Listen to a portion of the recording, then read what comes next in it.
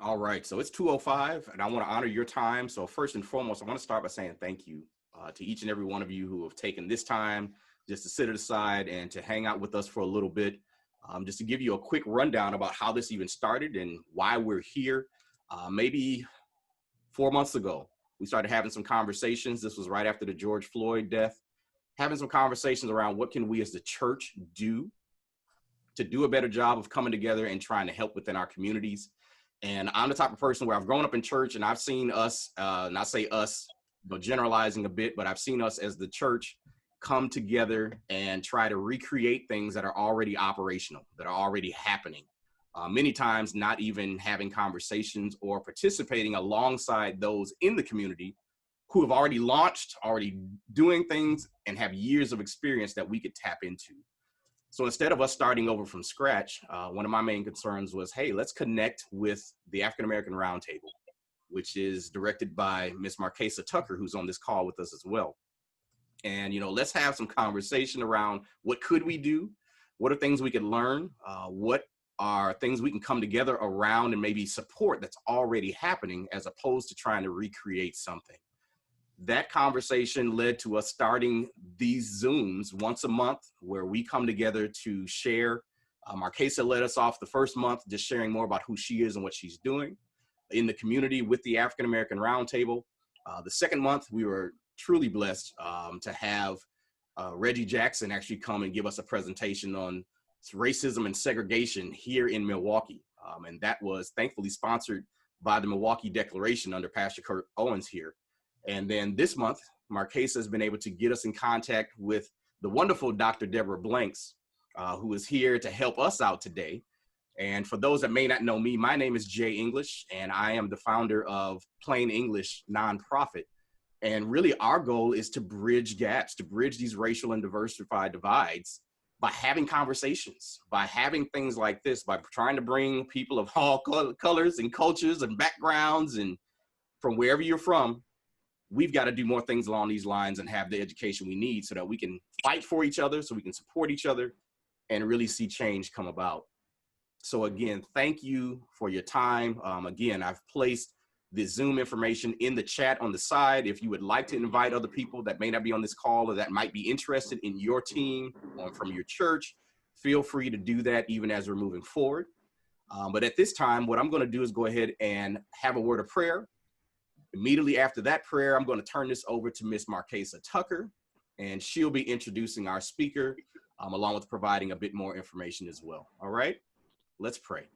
Dear Lord, I thank you for this day and for this time for us to come together. You know of everything that is going on, even up through yesterday, God, and just what's happening within our community, within our churches, within this nation. So I pray first and foremost for Dr. Blanks and for the message and the information that she's bringing for us. I pray that even more so now, based on just even what's happening, that this will be eye-opening, that this will be informative, and that we'll have open hearts and open minds to just listen and to learn. I pray for every person on this call, whether they're a pastor or a community leader or just someone who loves people and wants to see us come together. I pray that you'll continue to allow us to do that, continue to see the best in each other, and that we'll continue to share your light. I pray this in Jesus' name. Amen. Ms. Marquesa, I would turn it over to you. Thank you. Good afternoon, everyone.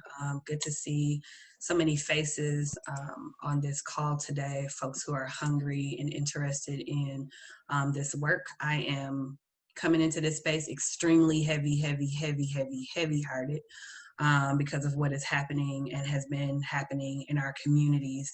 How divine of a time to have this already set up to talk about the history of policing with Dr. Deborah Blanks that I had the opportunity of working with a few years ago and ongoing now.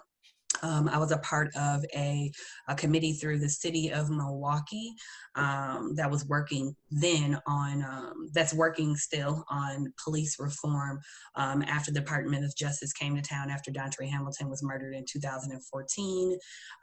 There were these recommendations, that findings that came down from the DOJ, and the community wanted to have a voice in what that process would look like in order to move through those recommendations and findings. And I was a part of that committee. And that work is still ongoing. We released a report with Dr. Deborah Blanks' help. She's a part of an organization called Cairo Communications that she can tell you more about.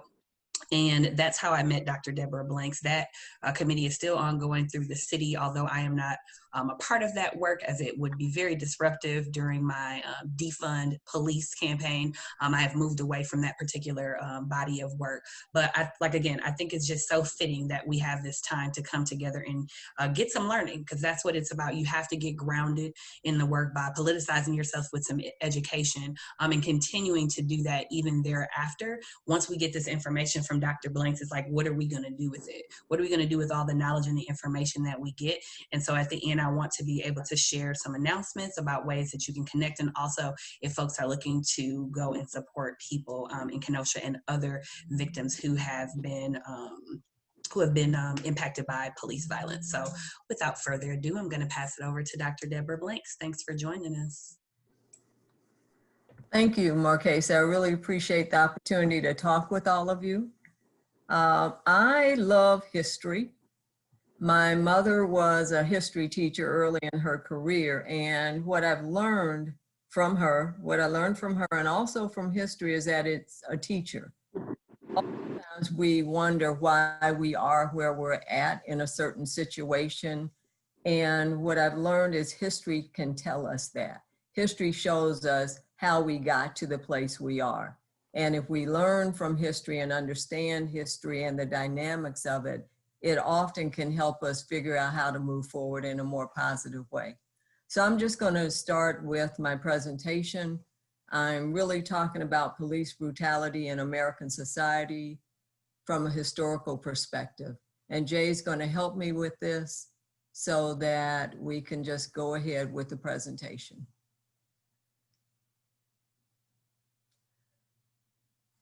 So I need to tell you, I know you may want to hear about specific police brutality of individuals by individual officers, but what I've learned is that police brutality is a part of the American culture and society, and so we can go to the next slide.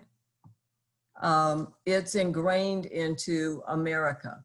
And police brutality is really about the excessive use and unnecessary force that a police officer uses against a civilian and violates that person's rights. We know from our experiences here in Milwaukee, as well as what the news coverage talks about, that police brutality talks about physical violence, the use of pepper spray, batons, tasers, hitting, choking, all of those things, but it also is connected to non-physical things such as false arrest, verbal abuse, and racial profiling. And so if we look at the next slide, we'll see that from my perspective, police brutality is, as I mentioned, ingrained into American society. It's a reflection of a larger issue, and that's American institutional racism. It's a form of racialized social control that maintains racial hierarchy and a racial caste system. Now, proponents of racial hierarchy have implemented new racial caste systems throughout American history, and we'll go through some of that as we move along in the presentation. And whenever there is an issue that impacts African Americans, we often see a resistance from whites. And it's often as if African Americans and whites that have low income are pitted against each other, when actually there are so many reasons we should be working with each other. Historically, systems of control have been tailored to meet the changing needs and the constraints of a specific time in our history. So if you look at slavery, emancipation, Reconstruction, civil rights, and beyond, you'll see that the ways in which African Americans have been controlled has changed. Slavery is no longer acceptable, but new forces of oppression are in place. And those committed to the racial hierarchy or racialized social control have used many tools that we'll talk about. Next slide. So my view, and I think the data and the history will show this, that there's a ebb and flow of and retrenchment. We make progress, we're pushed back. So progress is made through the passage of legislation, enactment of decisions and changes in institutional policies, oftentimes brought upon by people being involved and pushing for change. But progress is not just welcomed by everyone. There's oftentimes a significant backlash, a retrenchment of more regressive policies and court decisions. And retrenchment is a way for the larger society or people in power to stymie progress, to neutralize it and undermine it. And so historically, systems of control have been tailored, as I mentioned before, to meet the needs and constraints of the time. And each system of retrenchment brings about confusion and transition. Sometimes we're celebrating the positive change, but oftentimes we feel like we're pushed back to a system that can be accepted by society and still continue to implement social control. Next slide. So we've heard about slavery. Some of us have ancestors who lived through slavery. We know that slavery was brutal, that it took away people's rights, oftentimes their dignity, and it was basically an economic event.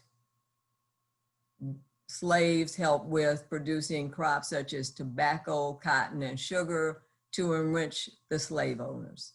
So slavery, of course, was a brutal act, a brutal part of the social control system. Next slide. During colonial times, there were, of course, people on the plantations keeping African Americans in line, but there were also people outside of the plantations, slave catchers. They would track down African Americans, runaway slaves, and bring them back to the plantation. They would use dogs, sometimes termed as Negro dogs. There were also watchmen up north looking out for whether or not they could find free men or runaway slaves to bring back to the South. And in the South, there were also slave patrols, groups of white men who would monitor and force discipline upon Black slaves. Next slide. So the slave patrols, very interesting because they were fairly formal, though not a formal police department, but they had an oath. They swore that they would discharge the trust in them to the best of their power, so help me God.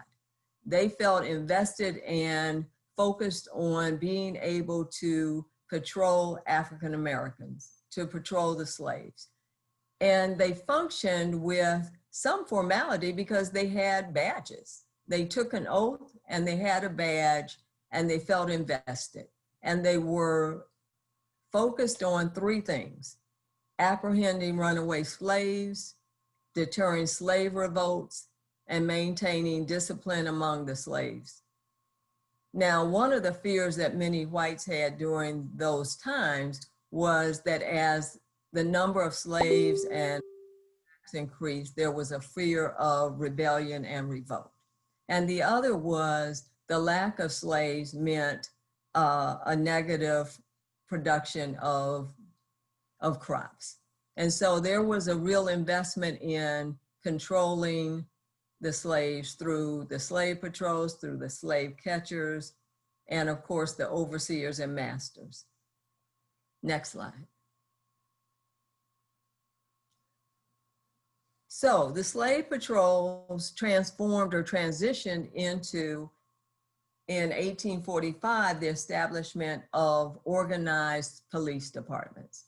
The first in New York in 1845, it was modeled after the London Metropolitan Police. Now, my research about the early days of American society is that many of our laws, our customs, our traditions were based on the English Poor Laws, which meant that if you're familiar with the English Poor Laws, they really are based on this idea of deserving and undeserving. People either fall in one of two categories. If you're poor, you're undeserving or deserving. And so consider where African Americans placed during the 1800s. Of course, they were identified as undeserving, as a dangerous class, as inferior. And so these views or perceptions of African Americans helped the police and others justify their brutality. And in the American police departments in early mid 1800s, they were notorious for being corrupt and brutal. And they were political, because at that point, depending on if you were the party in power, you could name the police chief. And if your party was voted out of power, the new powerful party came in and named a new police chief. Now, in early Milwaukee Police Department, we find it was started in 1855. For 30 years, it was also notorious for having politics and corruption throughout the department. In 1861, Marshall Clark was in jail when a mob broke out. Marshall Clark was an African American, and he was lynched because people assumed he was responsible for the death of a white man. In 1885, and I know we hear a lot about the Fire and Police Commission now, but it was actually started in 1885, and it is one of the oldest citizen review boards in the country. So if you look at the parallel of the nation starting police departments and Milwaukee coming in 10 years after New York, the idea of politics and corruption and brutality and the lynching of Marshall Clark, you can see that Milwaukee in many ways has mirrored many departments around the country. And the idea of being able to justify harsh and brutal treatment of African Americans because of an idea of Blacks being inferior, being a dangerous class, being undeserving. Next slide. So Reconstruction, remember what I was talking about, progress and retrenchment. Progress was made during Reconstruction. After the emancipation of slaves, we went into a 12-year period of Reconstruction where Black men had the right to vote and hold office. Black literacy surged, Black schools, Black churches, social institutions thrived. There was the passage of amendments and civil rights acts that gave African Americans more freedoms. In fact, during the Reconstruction, there were several African American politicians who were voted in to serve in the Senate, in Congress, their state legislatures. Hiram Revels, Jeffrey Long, Joas Rainey are just three of many African Americans that were in seats of power. But the opponents of progress, as has usually occurred, rallied against the idea of Blacks having power, of having political power, economic power, the power to learn and thrive and live their lives in freedom. Next slide. So, people who were not for this freedom found loopholes. And one of the loopholes that they found to help them justify retrenchment and undermining the gains made from the Emancipation and Reconstruction was written into the 13th Amendment. And so the 13th Amendment really said that people are free except if you commit a crime.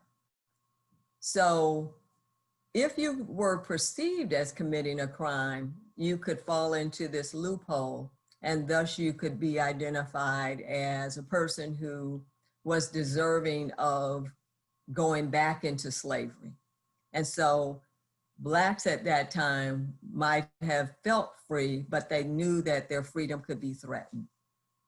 And here are a few ways in the next slide that took place. So if we look at the next slide, we'll find slavery by other names. And one of the main incentives for this was the fact that Southern whites needed a workforce. They needed a way to continue to make money through tobacco and sugar and cotton and other enterprises. And so 4 main things happened. The Black Codes were adopted in 1865. And these Black Codes really included vagrancy laws, convict leasing, debt peonage. There was something called pig laws. So if you were considered, if people thought that you had stolen a pig because you needed a pig for food and your livelihood, if you had committed a misdemeanor theft, any kind of theft, you could be accused of a crime and sent to prison. The 3 main ones were the vagrancy laws. So Black folks had to show their proof of employment. And if you didn't have it, and sometimes even if you did, you could be arrested and returned to the plantations. There was the convict leasing. This was a situation where Blacks could be arrested and tried and found guilty of a crime, or maybe they didn't commit a crime, but they were sent to private railways, to mines, to plantations, to work. And while the states profited, Blacks earned no pay, and they worked in dangerous and deadly work conditions.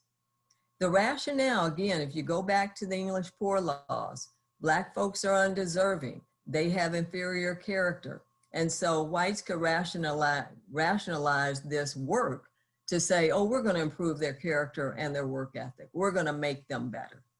And then peonage, a system where an employer compels a worker to pay off a debt by working, was actually outlawed in 1867, but continued to function throughout the South till 1940s. And so we often look at slavery thinking, okay, slavery has ended, so people were free to make their own lives and hold and have responsibility for their lives and move their families forward. But again, people who wanted, oftentimes whites in power, who wanted to maintain racialized social control, made sure that Black codes, the vagrancy laws, the convict leasing, the peonage, kept people down. And oftentimes it wasn't even if you committed a crime, but if you were accused of a crime, if you were thought to commit a crime, or if people just wanted to imprison you. In fact, there were codes that said if you were viewed as insulting a white person, you could be arrested. If you made a gesture that was assumed to be an insult, you could be arrested. Next slide.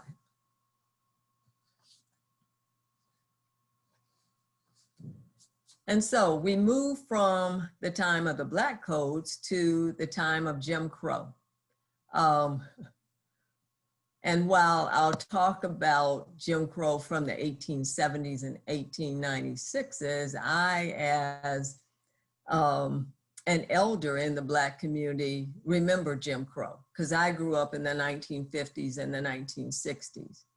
And so Jim Crow laws were based in part on this idea of segregation. If we're going to have free Blacks, okay, but we're going to segregate them. We're going to segregate them in all public facilities, on the trains. We're going to keep them isolated. And this was upheld by the Plessy versus Ferguson ruling that literally said we'll have separate but equal facilities for African Americans. I remember it because I grew up in North Carolina on St. Augustine's College campus. That's where my mom and dad had left Illinois to go get their college degrees. My dad was hired there after I was born. He was hired there as a coach and a professor. And so we literally lived on the campus. Back in those days, they had houses or apartments for faculty.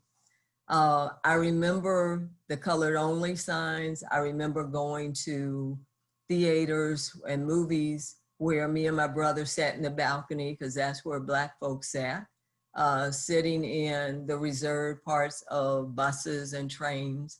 And so while we can talk about the 1870s, Jim Crow existed for decades. And it was in some ways, unfortunately, an effective way of keeping the races separate. And it wasn't just about the laws, because we had people who worked to vigilantes, who worked to police society to ensure that they could protect their culture, their society, their agenda. Next slide. So, besides laws, there was physical action. It was physical action in police brutality. And so I hope you can see my sort of theme here is that police brutality is larger than just one policeman irrationally or being a renegade. Police brutality is a part of our culture. And so when I talk about lynching, and hopefully no one is offended by this picture, but this is a picture of Jesse Washington, a young Black teenager who was accused of murder. And as soon as he was found guilty, he was dragged out by a mob from the courthouse and lynched. And the interesting thing about this lynching is that we can think, oh, a lynching took place on a back road at dark. But oftentimes lynchings took place in front of spectators. In Jesse Washington's case, 10,000 spectators, including city officials, including police officers, including children who were out of school on their lunch hour, watched this lynching. And many celebrated. And a professional photographer took a picture of this lynching and printed it and sold it as postcards. And this was not an isolated event. Lynching photography is something about which researchers have looked at and have documented. And so it became commonplace for lynchings to be photographed. Now, when we think about lynching, two key points. Lynchings just didn't happen like they pull someone and they hang them. Oftentimes, they brutalized them, they tortured them, they cut off parts. It was an excruciating, they were burned, and people stood, in this case, 10,000 people, children included, to watch him burn. That's brutality. That's, to me, police brutality. Police were there. Next slide. And so that was a retrenchment, a sign to intimidate, a sign to suppress vote, a sign to tell Black folks, know your place and stay in it. But at the same time, we're talking about resistance to oppression, pushing back from intimidation.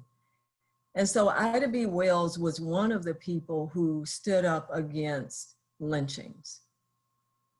Now, she had a personal experience because she had friends who were lynched in Memphis, a situation where two young boys, one Black, one white, were playing a game, and then they started, as we often end up doing, sometimes arguing about who was winning or who did something right or wrong. And so the lynching at the Curve in Memphis was, there were some men who worked in a grocery store. Black men came out and they saw that a white man was harassing and beating and intimidating the little Black boy. So they came to his defense. And they were okay for a day or two. And then an angry mob came in and took out Moses, Mr. Moses, who was the owner of the Black grocery store, took out Stewart, took out McConnell, took out the three men they felt were responsible or that were there at the time, and lynched them. And Ida B. Wells was significantly impacted by that and took on the cause of anti-lynching campaign. As we know, many of the murders, the lynchings, went unpunished. Ida B. Wells started developing a record called the Red Record, where she kept the names and information of lynchings. And at a point in 1909, connected with the NAACP, and that organization also took up this anti-lynching campaign. This was a pivotal time because between 1890 and 1920, about 3,000 Black folks were killed by lynch mobs. So again, another way of intimidating, of brutalizing, of suppressing, of keeping us in our place, or trying to keep us in our place. Next slide. So this idea of moving forward. Black folks have always looked at ways to contribute to America. One of the ways we really worked on being accepted into America was by being officers, soldiers, fighting in world wars. So Charles Young fought in wars, Dory Miller fought in wars. There was the Hellfighters, the Harlem, the Tuskegee Airmen. History tells us of a lot of Black folks stepping up to fight for America against the enemy. So you have Isaac Woodard, decorated African-American World War II veteran, home from the war in 1946, riding to see his wife, who he hasn't seen for years. And he's on a bus and he needs to go to the restroom. And so he asked the bus driver if he, at the next stop, could get off. And the bus driver curses him and Woodard curses the bus driver. And so when they get to the next stop, they're met by a mob of white men who take Woodard off the bus. They don't lynch him. They don't kill him. They just beat him and take handles to put his eyes out. And he's blinded. We often hear about Emmett Till, but Woodard also was one of the catalysts for the civil rights movement. Police were in the group who attacked him. And so that's why I see this thread of police brutality, not just when police are on their beats doing their work, but a part of American society that have the permission they feel to attack, to lynch, to brutalize, to blind. Next slide. So there's a theme here, and there's hopefully several themes here, but one of the themes is a consistency in brutality. Even though the tactics may change to some degree, this idea of slave catchers using dogs and calling them Negro dogs to find runaway slaves. Bull Connor in Birmingham, he was sheriff back then. He used the force of fire hoses and attack dogs. He told his officers, you can use those against the civil rights activists. And so in this one picture, we see police officers using the dogs to attack. Racialized social control is used to maintain white supremacy, and it is brutal, and it is consistent, and it has been used from slavery through Reconstruction to end Reconstruction, through the Progressive era, through the Jim Crow era, through the Civil Rights era. Next slide. So most of us, I think the whole nation continues to mourn the death of John Lewis. And we remember his marching and his stance at the Edmund Pettus Bridge in Alabama. And this is a picture of police attacking John Lewis and others who have had the audacity to walk and march for freedom. Next slide. When I grew up, I knew Martin Luther King was a man of integrity. I came to value the work of Malcolm X, but I stayed a little leery of the Black Panthers for a while because, you know, rhetoric is strong. Rhetoric is a way of using power to tell us the narrative that we should believe. And for years, the American narrative was that the Black Panthers were mean and radical and murderers. And so eventually the truth gets out. And there are still different views of the Black Panthers, of Angela Davis, of Eldridge Cleaver, of Mark Hampton and others, Mark Clark rather, and others. But this idea of Fred Hampton at 21 years old, he was to become a national figure in the Black Panthers. He worked in Chicago.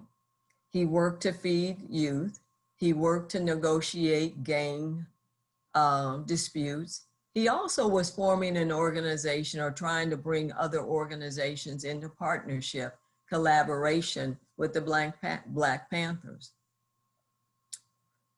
He, like Martin Luther King, had received the attention from J. Edgar Hoover, the FBI director. J. Edgar Hoover greatly disliked, hated Martin Luther King. J. Edgar Hoover greatly hated, disliked Fred Hampton.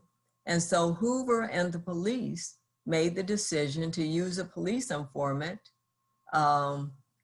to gain access and knowledge about Hampton's whereabouts. And so in 1969, the informant spiked Hampton's drink, and during the night, the police broke down the doors into where Hampton and others were living. Mark Clark was supposed to be guarding Hampton and others. He was shot and dead immediately. Hampton was seriously wounded and then taken to the hallway by police and shot twice point blank in the head. Defenseless, spiked so that he couldn't react. Again, police taking out someone they saw as a threat, someone who they felt like was working on behalf of Black folks to obtain freedom, and they had an issue. Again, for me, that's police brutality. Next slide.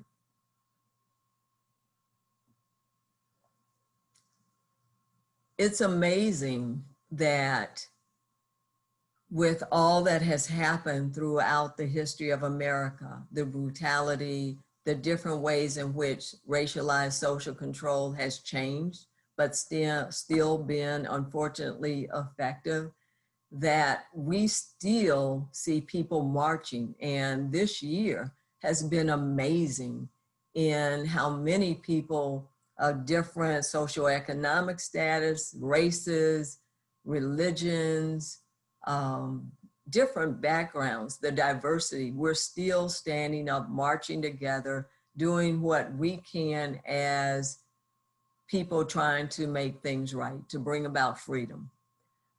So in this slide, yes, we can connect with Martin Luther King and the national leaders, but we know that in Racine, excuse me, the NAACP has been active there. It was active in the 1950s. It continues to be active.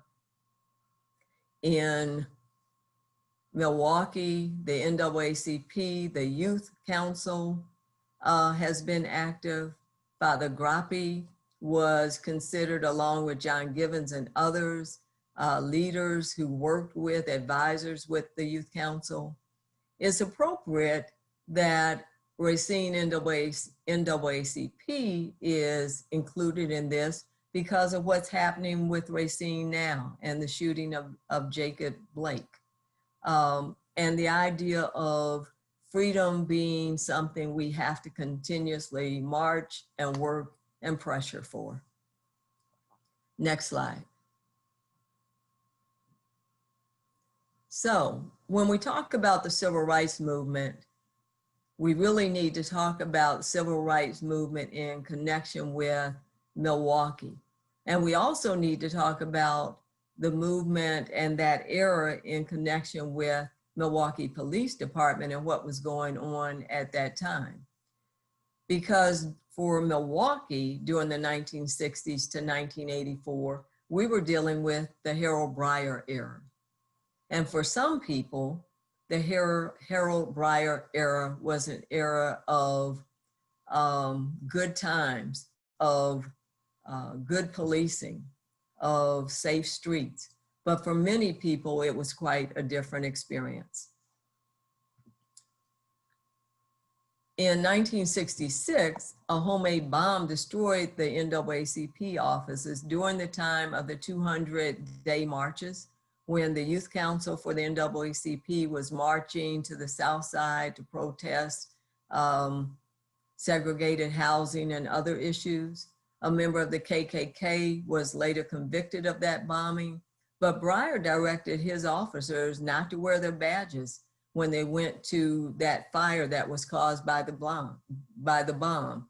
And the police were ordered to prevent the fire department from coming in to put out the fire.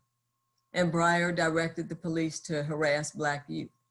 During Brier's time, at least 3 Black men were murdered by police. But again, when we talk about retrenchment, things that were done to hold freedom back, we also have to acknowledge the actions that were taken on behalf of freedom by activists. And so internal to the Milwaukee Police Department, we had Black officers creating the League of Martin. Leonard Wells, who recently passed from coronavirus, Chief Arthur Jones, they were a part of the founders of the League of Martin. The Coalition for Justice for Ernest Lacey, a group of citizens, worked for change. And one of the things that they really worked for was what is known as the Brier Bill. Chief Brier had a lifetime appointment. Politicians were afraid to challenge him, but citizens really pushed the state to enact the Brier Bill, which meant life terms were ended and that chiefs of police had specific appointments, term limits. Next slide. So that was what was going on in Milwaukee. But for me, police brutality isn't operating in isolation. It's a part of a bigger picture, and oftentimes it's a message sent from the top. So Reagan and Clinton, Republican and Democrat, worked to be tough on crime. That was their agenda. Now, Reagan just wasn't trying to be tough on crime. Reagan was trying to be tough on Black folks. And I know he is revered by many, but I also know that he started the rhetoric of predators, of Black predators, of welfare queens, of poverty pimps. He wanted the narrative to be that you needed to be very, very scared of people of color, of Black folks in particular. And so he passed several, or worked with Congress to pass several laws, some that militarized police involvement in their work with citizens. And so we can see today the continuation of that militarization of police officers in their work with civilians. He also looked to, and I know his wife had just say no to drugs. Well, while Nancy Reagan was pushing people to just say no, Reagan was pushing to have a war on drugs and rejected the idea of public health, but instead pushed for mandatory minimum penalties for drug use. Later, President Bill Clinton established the 1033 program, which again, with this idea of militarizing the police departments, really wanted law enforcement to make use of military equipment. And then we also know that the Violent Crime Control and Law Enforcement Act that had tough sentencing laws included, as well as more positive parts that dealt with domestic violence, was something that both President Clinton and Senator at that time, Joe Biden, pushed. And so again, police brutality for me is not an isolated event. It's something that, and I'm not saying they all advocated for police brutality, but I am saying some of the laws that were passed help support militarization of the police, this idea of tough sentencing, this idea of tough on drugs, even misdemeanor drugs. And so we create an environment that maintains a level of control. Next slide. So we have at times called what we're in now the post-racist society. Once the civil rights movement ended, people could say if they wanted, they could claim victory. After President Obama was elected, people could say, we're no longer racist. See, we have a Black president. I think most of us have realized we're still in a racialized, racist society. What we have done, though, is changed our language. Again, this idea of what becomes unacceptable, we change and put in a new clothing or new wrapping or new narrative. And so we've transitioned from this idea that George Wallace talked about, segregation today, segregation tomorrow, segregation forever. That was Wallace's view. Now we've changed it to the rhetoric of law and order. And oftentimes when we talk of law and order, we're talking people of color. And so different presidents have enacted different strategies, different rhetoric, different laws.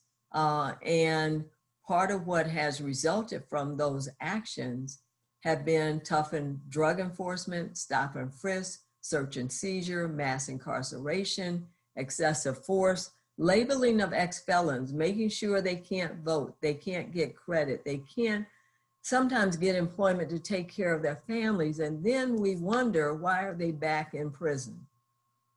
Because we blocked their opportunities. Disproportionate confinement and tough sentencing. For a while, I was on the Milwaukee County Disproportionate Confinement Committee. And when I first joined it, I wasn't sure what disproportionate confinement meant.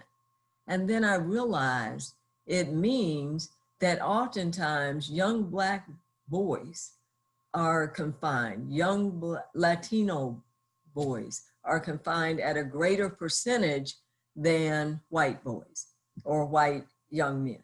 Black young men, Latino young men, Latino young women, and they're confined at a greater rate.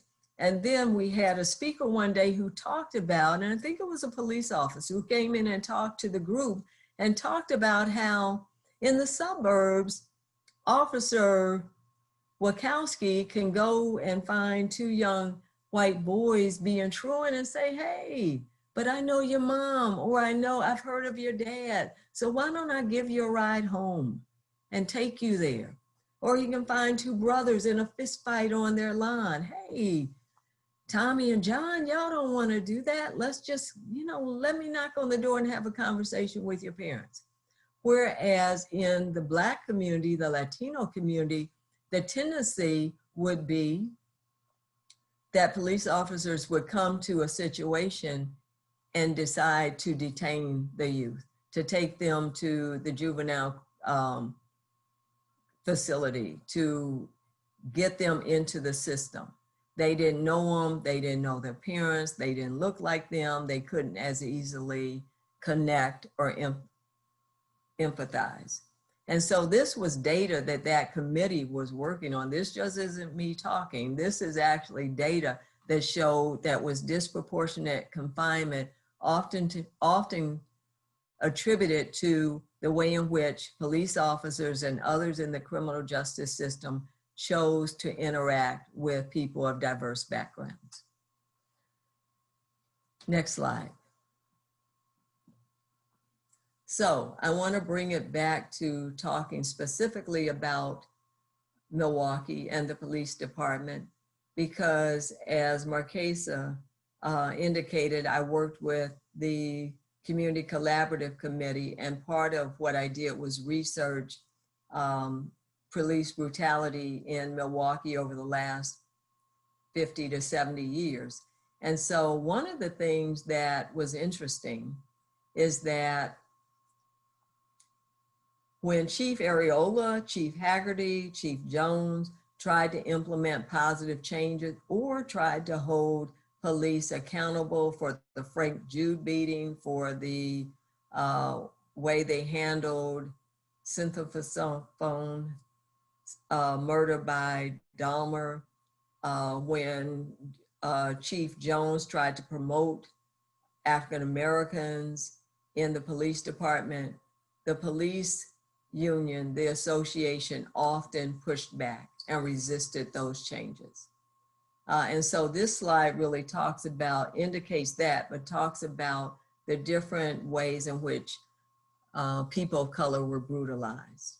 The 70 illegal strip searches, the murders of young men, the cover-up of murders, the arrest of Sterling Brown, but also the post of racist memes online about him and others. And so we can see even today this atmosphere where police brutality is alive and well. Next slide. Again, pushing back though, that is the fantastic thing, the resilience, the determination, the creative approaches, the never giving up that is a part of our communities. This idea of the Hmong protesting against the police for excessive use of force, this idea of protest by the Black community, this idea of the ACLU and individuals, whites and Blacks, suing because of search and seizure and the frisking laws and inappropriate behaviors by police and holding them accountable through lawsuits. And also the idea of the Federal Department of Justice coming in and citing the death of Dontre Hamilton as a catalyst for their reviewing the Milwaukee Police Department. And that was a catalyst for the collaborative community group. Again, I cite here the Coalition for Justice, the African American Roundtable, the SaaC, South Organizing Committee, and the NAACP. Tammy Rivera, Fred Royal, Marquesa Tucker, and others have been at the front of pushing for justice. Nate Hamilton and his mother, all of them and others coming together to make a difference. When you look at what has happened because of police brutality over the last 60 years, we're talking about the city spending $30 million to settle lawsuits. And while those families deserve to receive those funds, had those deaths not occurred, had those brutal beatings not occurred, what could we have used that money for? Better education, greater business opportunities, training and employment, investment in the infrastructure of communities of color. There are so many ways we could have used that money to build a stronger Milwaukee that would serve the best interests of us all. Next slide. So, militarization of police. We see it today. While I talked about Presidents Reagan and Clinton pushing for that, we see it today. This idea of rubber bullets, of tear gas, of armored vehicles, of military weapons. We saw it in Washington, D.C. We see it in Wisconsin, where there has been $45 million recently appropriated for or used to purchase surplus military equipment to police against people oftentimes marching for justice. And so this idea of the police going from community policing to crime fighters, the equipment going from war fighters to crime fighters. Next slide. And so as I come to the end of my presentation, I thought I couldn't leave out the names of just some of the people who have lost their lives, most of them recently, some from Milwaukee's past, because Black lives do matter, and we have to be willing to acknowledge they exist, that each of one of them was a unique individual, probably with, like me and you, our positives, our negatives, our frailties, our strengths. And they were murdered, walking home, sleeping in bed, just trying to live. So in summary, I'd like to say with the next slide, that police brutality is ingrained in the very fabric of America. I hope that I've given you a good sense of how it's moved through American society, through the different generations and eras. Today's mass incarceration of Black people is an extension of the American tradition of racial discrimination. The idea of segregating and controlling is alive and well. That rhetoric is important, from the English Poor Laws that identified the undeserving poor from the deserving poor, based oftentimes on race. That this rhetoric has continued, and we've gone from segregation forever to law and order, and it is used to be able to justify harsher law enforcement and sentencing for people of color. And at its core, police brutality is used as racialized social control to maintain a racial caste system in a segregated American society. Thank you.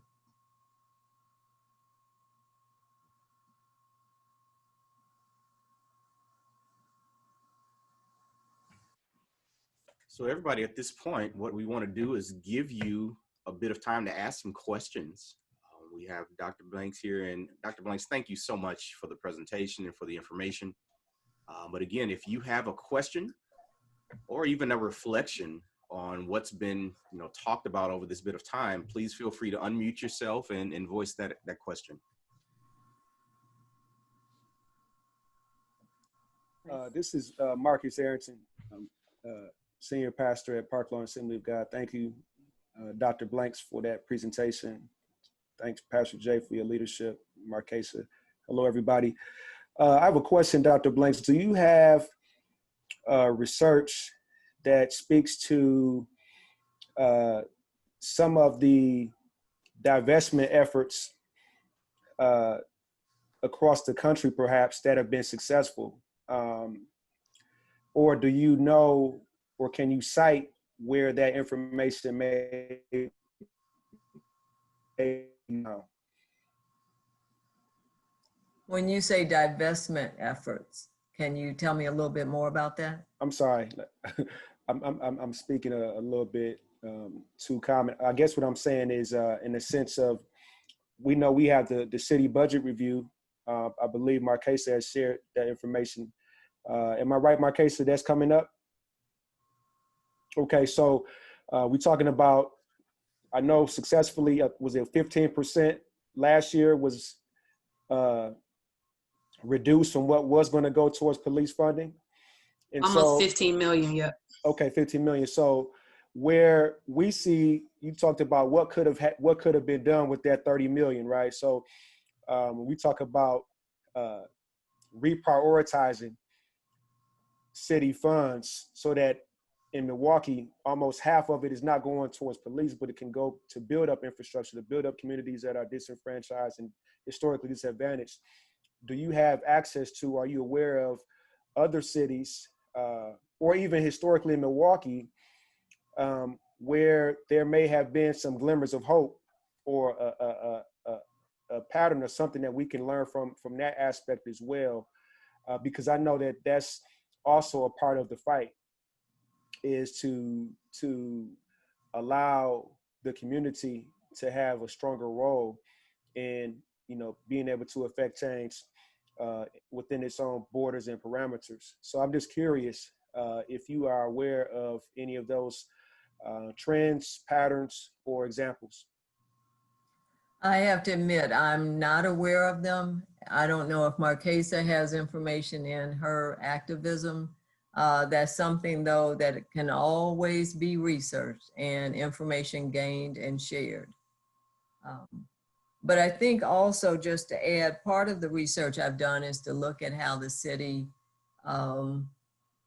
awards some of their contracts. And so we can look at the police budget, but at some point we can look at other budgets and see, for instance, one of my issues is that oftentimes when government awards contracts, even to work in the Black community, let's say for nonprofits to provide service in the Black community, oftentimes those dollars aren't awarded to Black nonprofits. And so there's many ways in which we are not a part of the source of funding. We don't receive funding to do the work that our neighborhoods, our communities need.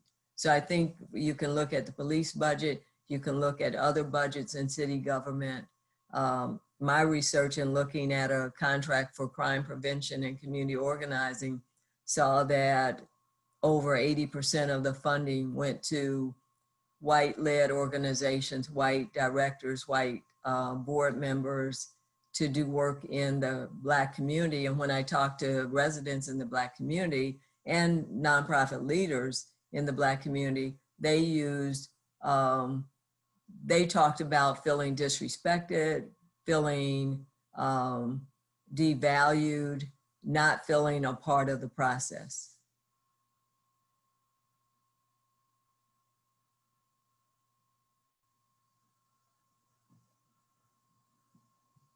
Can I add a reflection point? Is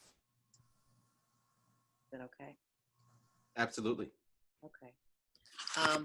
Thank you, Dr. Blanks, and thank you, Marquesa, and everyone for organizing this.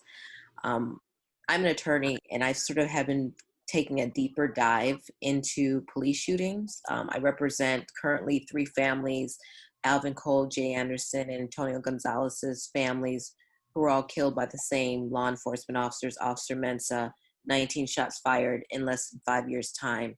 He's never been accountable criminally, or frankly, he's never been accountable civilly with his employment. So we're working on those cases. I'm a Milwaukee resident, and I live in North Carolina. And since I've been working on these cases, what I've noticed is that there's this pattern. A lot of people have come to me for other cases. They've had loved ones that have been killed years ago. And so what I've been doing is I've been reopening, or sort of looking at these files, with which the DA has allowed me to do. And I see that there's several patterns that I think would be interesting to study. One, I see that the DAs are often looking whether or not there's a first-degree intentional homicide that has occurred. That is the most difficult homicide to charge somebody with. And often you have to prove intent. You have to prove that that officer knew the person that he killed, and there's some type of motive. And often for police shootings, they don't know each other. And so they've been allowed to get around that with their rhetoric and with their legal reasoning, and frankly, gaslighting the community. I've seen the same thing when they have Department of Justice, prosecutors are involved in cases, that it's the same thing. They say things and they write the letters very carefully and say, well, we can't find him guilty of there's no intent with the homicide. And so I believe that, frankly, what I want to do and start doing is trying to reopen some of these cases. This is sort of something I've dove into within the last several months. And also, I think one thing that's really important is to note is it's not just the police. I think often the prosecutors are way more at fault because they're the ones that are supposed to charge. And by their failure to charge, they are in essence complicit with what the police are doing. And they are Dr. Frankenstein, in my opinion. And they have created these monsters that allow for them to act with impunity. But in addition to that, I believe there's a conflict. I don't think any prosecutors should deal with any police shooting cases. And the reason being is because often prosecutors require law enforcement officers to come to court and testify for a wide variety of things when they arrest somebody. Well, there's a personal interest, I believe, by the prosecutor's office to not want to tarnish or charge their potential witnesses. So because of that, they don't want to charge officers because then they can be impeached essentially on the stand. And so because of that, I think they shouldn't have anything to do with any police shootings, and it should be a completely separate organization or governmental body, frankly, not prosecutorial minded, but more criminal defense minded. And I think that will help to open up maybe more accountability with police shootings. And also, I think people need to understand that prosecutors obviously can be held to account, not just in elections, but they're all licensed by a state bar. And very rarely do prosecutors get their licenses in question. And I think there needs to be more of that. I think that there needs to be legislation that frankly hone in or basically confines more of the prosecutorial discretion because they have been allowed to work with impunity and without any consequence. So those were some of my thoughts that I wanted to share. And thank you very much for your presentation. Thank you. Anyone else with another question? Terrence Moore, from founder and leading pastor of Kairos International Christian Church. Is there a way, an effective way, because we're dealing with a little over 400 years of culture in that mentality from law enforcement?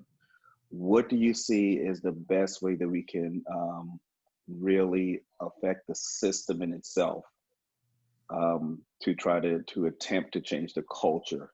What can we do from the outside? Because of course it's ingrained that it's not going to be done from the inside. What can be done from the outside that can affect the inside? Outside of, in addition to defunding portions of it, that's only going to be to a certain extent, because those who are controlling their purse strings are the ones who are going to continue the process of, as was stated, allocating those resources to white nonprofits or other white organizations. That's basically that's going to keep perpetuating it, just in a different way of disrespecting those neighborhoods. I have a couple of suggestions or ideas, but I think many of you have some great ones too. And for me, while we don't like the idea of let's start another group, perhaps this is the group that leads it. Bringing in, I mean, Kimberly, you had some fantastic ideas and perspectives from your involvement in the criminal justice system. We often fail to do is bring in a cross-section of people who have experiences and we can learn from. So Kimberly has knowledge that she can, from the inside, and her experiences can help us put together an agenda. Mark Rice and others have been working with probation. I think I'm acting like I'm a part of this group, but you seem like you're really trying to, as Jay mentioned when we were talking earlier, have a significant impact. So if you want to have a significant impact, I think we would all have to do our homework and put together a strategy. See what the county, they have a group that meets on a regular basis, led by the Chief Justice of the county court system. What are they working on? What is important to them? I think it's that good old-fashioned organizing with a strategic plan of action. You can look at it, I believe, from the inside and the outside, but there's work being done in this community. Marquesa probably knows better than I a lot of the actors, the players working on these things. And so I can't give you a 1, 2, 3 because I think there needs to be work, discussion, strategic thought put into a plan and find what are those 1 or 2 things. Maybe everything can't be done this year, but what are those 1 or 2 things that get people galvanized, that get people willing to support, and can we get people across the spectrum to be involved and advocate for? And that was going to be my follow-up, because I know Marquez is excellent in that realm.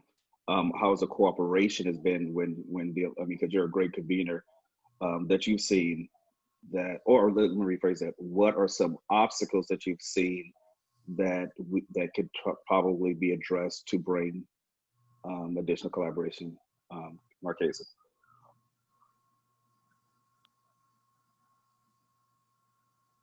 Sorry, had to look for the mute.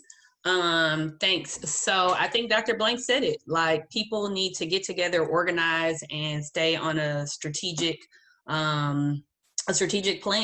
And there are organizations like Micah, Lisa Jones, I think she's on the call, Sylvester Jackson from Expo, all types of folks that are doing like the criminal justice reform work from the outside. So I think just connecting with people who are already doing the work, and figuring out like, what is it that I need to do, or what can I bring to the table in regards to this work.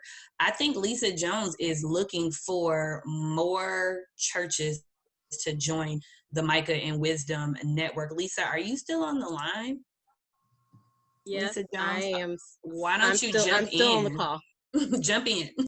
Yeah, I mean, I think that's one of the things I am looking at, and actually even in Micah, we've got congregations that are in Milwaukee, and then now there's a new lane that's opening up for Micah, because now with congregations that are in the suburban areas, they're starting to reach out and they're trying to figure out what things to do, just because they're starting to research and find out the racial justice issues in their own communities. They had been organizing with Micah around the county and the state issues with Micah and Wisdom, but with the death of George Floyd, they realized that that could happen in their own community at any point in time. And so that they really need to start really looking at some of the issues and this kind of culture of where it begins. And so I've been in discussions with some of the congregations on what they could do in their community. They're also looking at the suspension rate of young people. We're talking about young people of color, so mainly Black, and starting to really look at those rates, because the incarceration really starts before they're adults. It starts when they're teenagers walking around or driving around in cars. And so really looking really completely at that. So I know that there is a statewide group looking at the schooling piece, Communities Ending Racism Now. What we don't have is we don't have a strategy around at the state level, just because of what Kimberly was saying. I think some of those kinds of things would be of where we could create a coalition of mainly led by folks of color, and what we would have a list of demands and what could we do as far as the state level so that we could really impact not just locally here in Milwaukee, because I think some things are Milwaukee focused, but what could we do at the state level? That's one of the things I think that I see that needs to happen. Which I agree, because we've been working with that on the education task force with Micah, or just on a county level, of course, the MPS level, and that has got great roadblocks because we're trying to address it on the front end in schools, especially with the lawsuit that still hadn't been addressed. But thanks, I appreciate that. Hi, I'm Raven from the Buddhist Peace Fellowship. So we are a new member of MICA, and I'm wondering if you have any, Dr. Blanks, if you have any information about the role of the police union. Well, my research specifically has been about the union in Milwaukee, and just in connection with what I mentioned earlier about when Chief Haggerty, Areola, and Jones were trying to make changes. And from my vantage point, it feels like this union is about protecting its officers. And so it acts as a roadblock, a barrier against positive change. And so even if you have a police chief who wants to do the right thing to make progress, to improve the culture, my research shows that they are often blocked.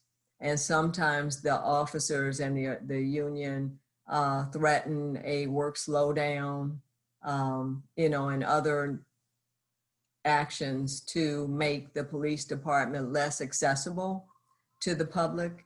And so, yes, I think the union in Milwaukee Public Police Department has been an impediment to positive change. Can I add something? I just want to add 3 real quick things that people can do. Number 1, if you're helping with municipal tickets, basically my strategy and every lawyer that I talk to strategies I've been trying to tell them is take every single municipal ticket as it relates to protesting, in my opinion, should go to jury trial. And the reason being is because often you're going to have a city attorney that's going to prosecute, that's going to be the one doing it. They don't have a lot of city attorneys in pretty much everywhere in Wisconsin. So if you flood them with jury trials, and frankly, a lot of these tickets are not valid in my opinion, that's one thing. The second thing is that in Wisconsin, there's a law enforcement standards board. So in representing these families, I was thinking, what can I do to take away this police officer's license? And so I looked, just like as a lawyer, I have a license. All law enforcement have licenses as well. And I had to go to law school. And then once I went to law school, then I was licensed. Well, when I looked at the Law Enforcement Standards Board to see what I can do to try to take this officer's license away, basically what I found out is you get hired as a police officer first, and then you're licensed second, which is backwards. And then when I asked them, well, what kind of training and skills do these officers have? Basically, I had to do an open records, and then even then they wouldn't really give me the information. So the point is, if I can de-license a nail technician or a lawyer, why is this so secretive in how I can de-license a law enforcement officer when they're supposed to be public servants? So it should be the other way around. You get licensed first, and then you're hired second. And the problem with the licensing also is that, like for me as a lawyer, they can contact the State Bar of Wisconsin and complain against me for my license. If I want to complain against a law enforcement officer to the Law Enforcement Standards Board, there is no mechanism for me to do that, which is ridiculous. So they're essentially a participation trophy. So what they rely on is that if you have a complaint, you complain to the local law enforcement agencies, which is completely inappropriate, and they shouldn't be a licensing body. So either legislatively, we need to give them more power as a licensing board or take away some of their power. But it shouldn't be a participation trophy, especially if they get the benefit of qualified immunity. The third and last thing I want to say is that in the state of Wisconsin, the Wauwatosa police chief is awful. I think he needs to be fired immediately, and I haven't made a secret of that. But I can't bring a complaint against him. In order for him to be fired, it has to be either the mayor or the Fire and Police Commission, which seems completely inappropriate that a private citizen cannot bring a complaint against a police chief that can essentially result in a hearing. So if you have a weak mayor like they do in Wauwatosa, and if you have Fire and Police Commission whose president was a former Wauwatosa police officer, essentially the chief just stays in office, not even in office, but stays with his job. So I think that also needs to be changed legislatively, that as a private citizen, everyone should have a right to not just complain against local law enforcement, but they also should have the right to complain against police chiefs because they're not elected. It's just a job they were hired for. And, citizens have a right to complain against them as well. So that's all I wanted to say. All right, well, thank you. We have about 5 minutes till 3:30. We want to honor your time. Marquesa, I know you said you had some announcements and some things you wanted to go over. If you can go ahead and do that for us now, and we'll get everyone ready to go. Perfect. Thanks so much. So Pastor Marcus was referring to in his question about the opportunity for people to be a part of the budgeting process. And so we started organizing people last year around the budget, and we are happy to be able to do that again this year, of course, all virtually. So Wednesday at 5 p.m., there will be an opportunity for people to not only listen to the mayor's budget hearing, but also testify and speak about where you would like to see funding go. So I'm going to drop the registration link in the chat, and maybe Pastor Jay and I can send a follow-up email out to everybody for folks who maybe didn't get a chance to join. This link will give you an opportunity to, again, sign up. And I guess they're going to be announcing more of the process around how folks can testify during that time frame. Maybe when we get on, we've been asking for that information from the mayor's office since last week when they shared this information. Okay, we can register. So how do we testify? And they're like, just register. And we're like, register and then what? And so we haven't been able to get that answer. I know that everybody's still scrambling, trying to figure out a lot of things, but we wanted to make sure that we were able to give people that information so they don't feel disenfranchised from the process and opportunity. And also, Attorney Kim, as she mentioned, she is representing the 3 families in from the murder of the 3 individuals by the former, or the current, Wauwatosa police officer. And I'm trying to find the link that I just emailed to myself. I don't know, Kim, if you have it and you can share it right away in the chat. Yep. Kim works for an organization called the Justice Project. You can utilize this. And then there's also is that how folks can donate to the efforts? Perfect. So utilize this link as well. Also, follow the African American Civic Engagement Roundtable page. We are supporting a lot of the efforts that are ongoing on the ground in regards to the Joel Acevedo family, the man who was killed by a police officer during the stay-at-home order. We're also supporting the work that Kim is doing with the families in Wauwatosa. So there's the ongoing protest. And then, of course, now, unfortunately, the most recent of Mr. Jacob Blake, who was shot yesterday in Kenosha. I do understand that there are a couple opportunities for people to engage.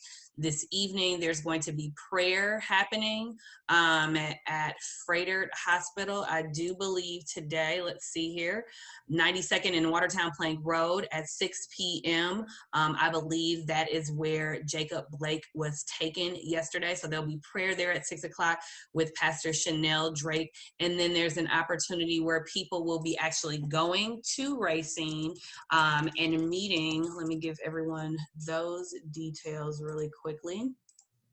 People will be meeting at 6 o'clock to go and support efforts on the ground. And the address to that is, sorry, working with technology and social media, that's moving really, really slow.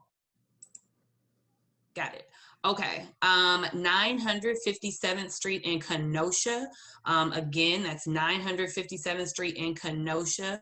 They will be gathering, and the details say we want peacefully to speak truth to power and demand transparency, accountability, justice, and to let elected officials know that violence in their communities brought by those sworn to protect and those seeking to cause harm to our communities is unacceptable. There is a budget hearing, but it's not happening till next week. So this is a way that they want to get their voices heard. There will be a full protest that will conclude at 7 p.m. in a field near that municipal building. So if that's something that you're interested in participating in, or you know folks who are interested, I can share that link to that event in the chat as well. But folks who are interested, again, in the budget process, you have questions about that, you can also reach out to me and I will share my email with you all this way. That's all I had, Pastor Jay. Thank you. All right, awesome. I want you all to please continue to keep Jacob Blake in prayer for his recovery. I feel like it's nothing short of a miracle that he has made it through the surgery, and last I heard was in stable condition. So that's, praise God for that. Also, please keep Kenosha in prayer. Just to let those of you that are on this call know, there is a flyer that's being passed around in inboxes and on social media of some groups that are looking to go do some destructive stuff in Kenosha as of last night and tonight. They're planning on being down there about 10:30. I received one of the flyers. So, you know, I'm letting you all know, if you have friends or family, please pass that along for them to be safe. Please I've got some friends. So Kenosha is home for me. That's actually where I moved from when I came to Milwaukee. Some of my friends there are actually going out into this to try to talk people down, to not destroy property, to not do these things. So if you could join me in just praying for their safety as they're going out tonight as well, trying to be the counter to some of these things that are happening. Dr. Blanks, I want to thank you very much for your time and for such amazing information. Marquesa, you already know just what you're doing, what's happening with the African American Roundtable. We couldn't do this without you really helping pull the people together for the conversations and introducing us to such amazing people. I want to thank Pastor Kurt Owens with the Milwaukee Declaration, who has been just a huge help with helping get this information out and sponsoring so many of these conversations. And for everyone else, please feel free to drop your email in the chat if you'd like to be added to our email list. I'm happy to do that. You can either send it to me privately, or if you don't mind everybody knowing it, feel free to just drop it in there and we'll get you added. I'm going to ask Pastor Kurt Owens if you wouldn't mind praying us out, and we will let everyone go back to their afternoon. Glad to. God, you're good. We just love you. We thank you for the opportunity just to come together as community leaders and faith leaders, God, to just bring about change in our city, God. We just ask that you would bless our efforts, God, and that you would just bring unity, God, and pursuing positive change in our community. God, we give you praise, we give you honor and glory for who you are, and we ask that you continue to be with us, God, even as we depart from one another. In Jesus' name, amen. Amen.